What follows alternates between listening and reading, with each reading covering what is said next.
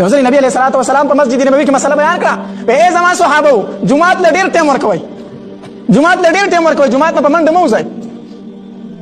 یو صحابي هغه راپاسې دوه کسان د الله پیغمبره هغه پلان کې صحابي نه دی، هغه نوجوان هلکو هغه جمعات له ټیم نه ورکوي.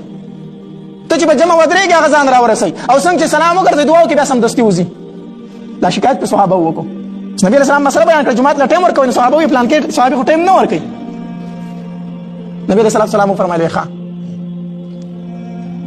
نبی علیه السلام دغه صحابي په نظر کې ساتو چې جمع وشوله، نبی علیه السلام سلام وګرځاو، دعا یې وکړله چې څنګه دعا وشوله صحابي پاسېده په منډه. نبی علیه السلام ودرېږه هلکه ودرېږه. هغه صحابي ودرېدو. ما مسله بیان کړې ده چې جمعات له زیات وخت ورکړئ، جمعات کې ډېر ټیم تېروئ.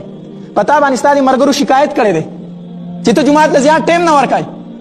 راشي چې موږ نیت تړو زموږ سره ودرېږو چې سلام وکړو زما دعا وکړم بیا په منډه وځي. د ملګرو ترې وضاحت وکړه ته ولې جمعات له ټیم نه ورکوې. ای صحابي سر ښکته کړو، هېڅ یې ونه وی. نبي علیه السلام ته بیا تپوس وکړو، وی ولې د جمعات نه په منډه وځي ټیم نه ورکوې. صحابي بیا غلی شو. په درېیم ځل یې بیا تپوس وکړو، وی جمعات ته ناوخته راځي او بیا سیده وځي ولې. صحابي سر ښکته کړی څه وایي نه. صحابه پوه شو چې یاره دې شرمېږي څه خبره یې پړه کې ده خو وایي نه. صحابه کرام د جمعات نه په وتو شو، لاړو ووتو. چې ټول ووتل نبي علیه الصلاۃ والسلام د ځان خواته راوغوښتو، وی ولې څه مسله ده ما نه درې پیرې تپوس وکړو ته ما له جواب رانه کړو، ولې د جمعات نه په منډه وځي. صحابي چې سر اوچت کړو د سترګو نه یې اوښکې روانې شوې. د الله پیغمبره دا خو یو راز و چې ما پړه کې ساتلی و، خو ته رانه تپوس کوې تا ته به یې بیان کړمه او د ملګرو په مخ کې مې نه شو بیانولی شرمېدمه. نبي علیه الصلاۃ والسلام ورته ولې د الله پیغمبر زما په بدن چې دا کومه جوړه ده که نه دا زما او د ښځې شریکه ده، دا زما او د ښځې شریکه ده. زمونږ کله بله کپړه نشته دی، نو چې کله زه مانځله راځم زه یې واغوندمه او په کور کې مې یو ډوغل که نسته دی هغه ښځه مې هغې ته ورکوزه شي خپله پرده وکړي. نو زه چې راشم په دې کې مونځ وکړمه بیا په منډه کور ته ځکه ځم چې هغه پکې مونځ وکړي، ځکه جومات کې نشم ایساری دی. د الله پیغمبر د ملګرو په مخ کې مې ته نه شو ویلی شرمېدم. نبي علیه السلام یې ښه دا مسله ده. څه ورځې تېرې شوې یو غذا وشوله پای کې ډېر مالي غنیمت راغی، مالي غنیمت پکې ډېر راغی. نبي علیه الصلاۃ والسلام د دغې نوجوان صحابي کړو ډېر شی کپړې ولېږلې، ډېر شی امداد یې ولېږو.